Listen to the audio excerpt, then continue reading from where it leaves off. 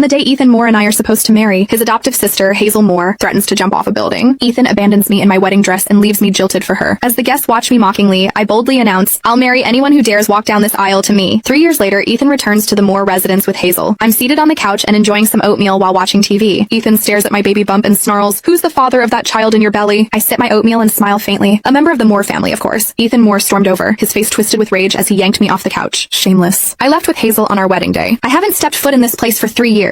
How could that child in your belly be mine? I almost laughed. I never said it was his. He wasn't the only man in the Moore family. Of course, it's not your child. You're not even worthy of being his father, I said. Hazel Moore's face twisted in shock. Audrey Smith, even if Ethan ran away from the wedding, he still left you with the title of Mrs. Moore. You've been living a life of luxury in the Moore family. How could you shamelessly get pregnant with someone else's child? I glanced at her. You're the adopted daughter of the Moore family, and you had the nerve to seduce your own brother. If we're talking about being shameless, who could possibly beat the two of you? Hazel's voice turned pitiful as she looked at Ethan. Ethan, for the past 3 years we've kept things respectful, yet she's carrying someone else's child and cheated on you. The moment he heard her words, Ethan's fury exploded. He raised his hand and slapped me hard across the face. You filthy woman! You get knocked up by someone else and still dare to drag me and Hazel into it? Get out now! He shouted. The sharp pain bloomed across my cheek. My head went blank for a second from the force of the slap. Ethan ran off with Hazel 3 years ago, leaving me alone to face all the whispers and laughter at our wedding. Driven by rage, I called for a groom on the spot. It was his uncle, Jeremiah Moore, who stepped up and married me that same day. In Beaverton City, Jeremiah was known as the Frost King. Everyone has treated me with the utmost respect ever since I married him. After I got pregnant, he spoiled me even more. He wouldn't let a strand of my hair be harmed. Blood would have been spilled if he had known what Ethan had just done. To avoid a full-blown family tragedy, and for the sake of the child in my belly, I said coldly, "If you both leave now, I'll pretend this never happened." However, they didn't appreciate the offer. Hazel lunged forward and yanked my hair. "Ethan, this woman is scared. She wants us to leave now so she can use that child to take everything from the Moores." Ethan snapped. "So that's what this is about. Well, I'm not letting it happen." I twisted away from Hazel's grip and said coldly, "David disowned you the day you two ran off. You had nothing to do with this family from that moment on." Hazel let out a scoff. "That was just Grandpa venting. Ethan's the only grandson of the Moore family. Do you really think he's going to stay disowned forever?" Ethan's expression turned smug. "Grandpa already said everything belongs to me." I placed a hand over my belly, my voice icy. "Not anymore. This child is also a member of the Moore family." I thought I'd made myself perfectly clear. However, Ethan's eyes flared with rage as he stared at me. "So you're planning to pass that illegitimate child off as a Moore? I'll teach you a lesson now." His slap landed even harder this time. I clutched my belly as I collapsed to the floor. Upon seeing the twisted hatred on their faces, panic surged inside me. I couldn't let them hurt the baby. I said desperately, "He is not an illegitimate child. He is..." Before I could say another word, Ethan bent down and grabbed the shattered porcelain bowl of oatmeal off the floor. He shoved the shards and oatmeal straight into my mouth. "Hazel and I have struggled to survive for the past 3 years. Yet you've been leeching off the Moore family, living in comfort with that child in your belly. Well, let me make sure you get your fill today," he barked. I instantly choked, unable to speak. The sharp pieces of porcelain cut into the inside of my mouth and blood gushed across my tongue. I raised a hand to resist, but Hazel stomped her stiletto heel down hard on my hand. Pain shot up my arm and my hand trembled uncontrollably. I couldn't even cry out. Ethan spat in my face after stuffing every bit of that oatmeal into my mouth. He then clapped his hands and stood up. Hazel's stiletto heel shifted toward my swollen belly. Terror gripped me.